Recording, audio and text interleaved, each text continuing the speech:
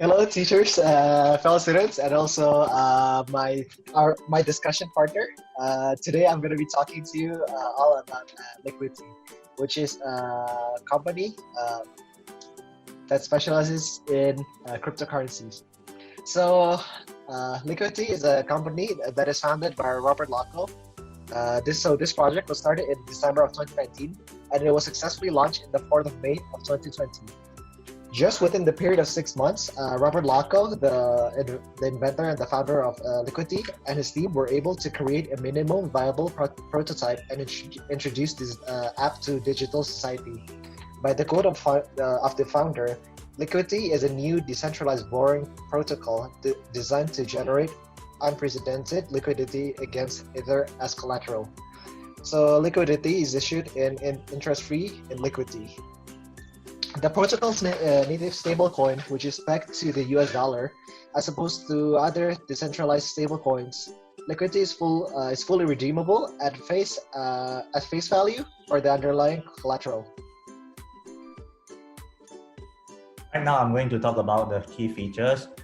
A novel liquidation mechanism allows Liquidity to be more capital efficient than its competitor while remaining robust against price shocks.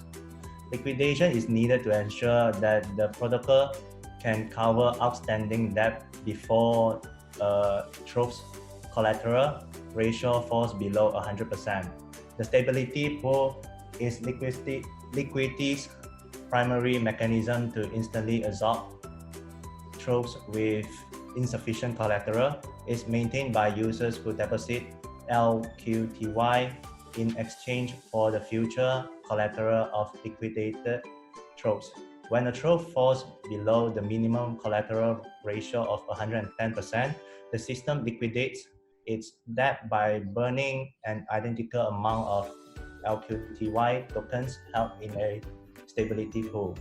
This stands in contrast to existing platforms which auction off collateral in a lengthy process, facing difficult market situations and further price drops.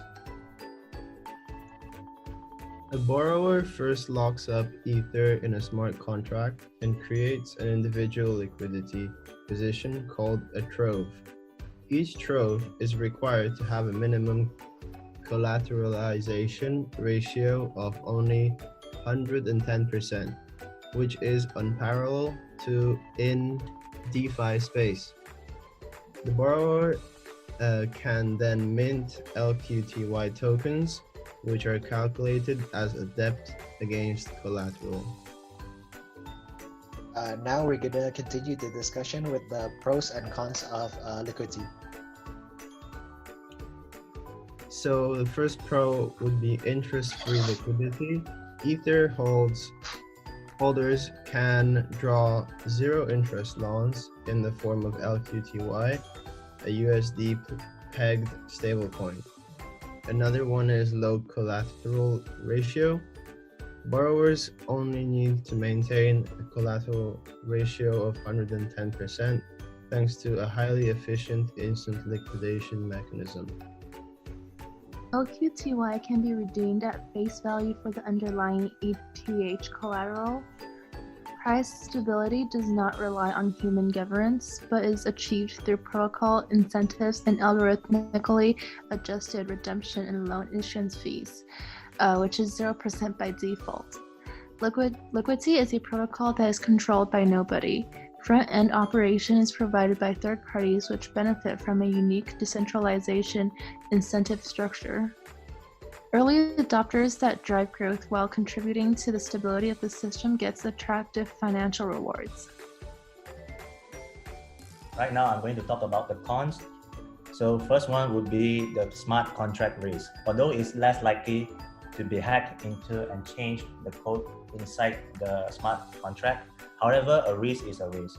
When it happens, it might end up in a loss of millions within seconds. The second would be lack of users.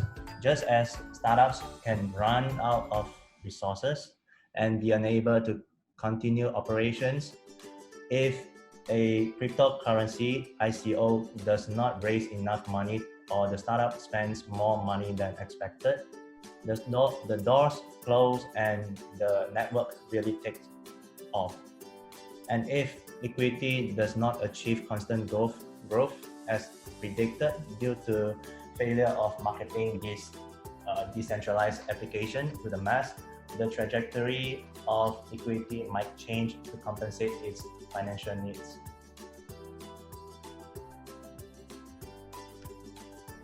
Randy will be explaining the mechanism failure.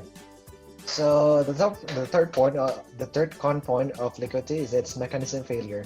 Though the mechanism of redemption, which tackled price stability issues, sounds invulnerable, however, it is never tested in a massive user situation. Therefore, the programming code may not be able to cover up all kinds of situations which might lead to high price volatility in USD-pegged stablecoin, which is LQTY token. And now I'm going to conclude the discussion. So although liquidity is a revolutionary protocol to collateralize borrowing, we all could argue what stablecoin firms like Liquidity can bring to the table of the future transaction, whether it could be incredibly beneficial for the future generations, or it could also pose threats for mankind in the future. Since if safety protocols aren't followed and monitored well, these forms of cryptocurrencies could be used as a money laundering firm, terrorist funding firms, and etc. Anonymous transactions could be easily made without disclosing neither the sender nor the receiver's location and identity, making payment in any amount, big or small, for bribery, silent money, purchasing illegal goods like firearms or highly potent poison very easy to get done. On the contrary, transaction in cryptocurrencies poses no political biases compared to an institution like SWIFT, which stands for Society for Worldwide Interbank Financial Telecommunications. It is a Belgian-based and perhaps the most famous and used financial firm that moves money electronically to bank accounts all over the world. However, the main currency used is the US dollar and is mostly funded by the United States, so it has biased tendency towards the United States, and could charge more fee for money transfer that are made by countries that aren't an ally of the United States. So thank you for listening.